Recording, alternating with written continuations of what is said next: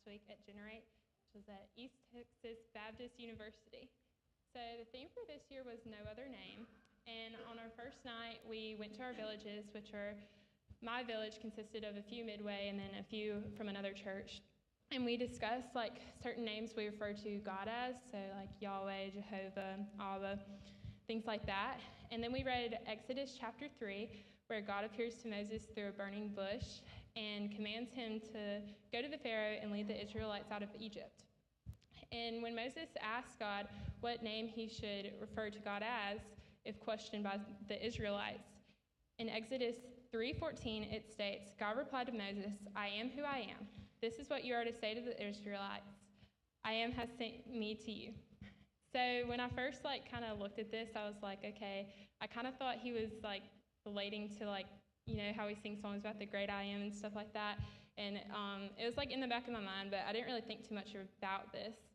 And then on the second night, the speaker, Ryan Fontenot, referenced Exodus 3 again, and then related it back to the New Testament in John, where Jesus uses 7 different I am statements to describe who he is. And those statements are, I'm the bread of life in John 6:35. I'm the light of the world in John 8:12. I'm the door in John 10:9. I'm the good shepherd in John 10:11. And I'm the resurrection and the life in John 11:25. I'm the way, the truth, and the life in John 14:6. And I'm the vine in John 15:5. And so the first thing that kind of stuck out to me about these was that Jesus uses 7 different, as 7 holds other significance in the Bible. For example, God rested on the 7th day of creation, and then Jesus tells us to forgive our neighbors 7 times, 70 times. And then also the 7 trumpets signify the second coming of Christ. So I thought that was kind of neat. But then the thing that stuck out to me the most was that in the same way God promises deliverance for the Israelites from Egypt, Jesus promises us deliverance from our sin if we find salvation through him. And through Jesus' teachings and parables, he reveals that he truly is the Messiah and the Son of God and fulfills Old Testament prophecies.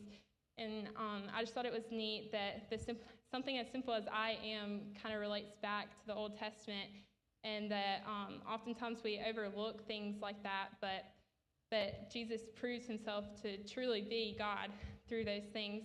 And then this was one of many different parts of Scripture we discussed at Generate, and it was an awesome time to see how different Scripture impacted different people.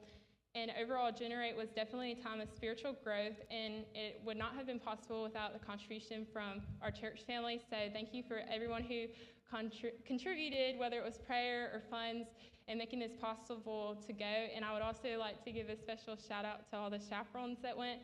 They spoke so much truth and life into my life during this time, and I'm sure for many of the other youth they did the same, and they prayed with and for us throughout camp and really made it a reality. So that's all I have. Thanks, everyone.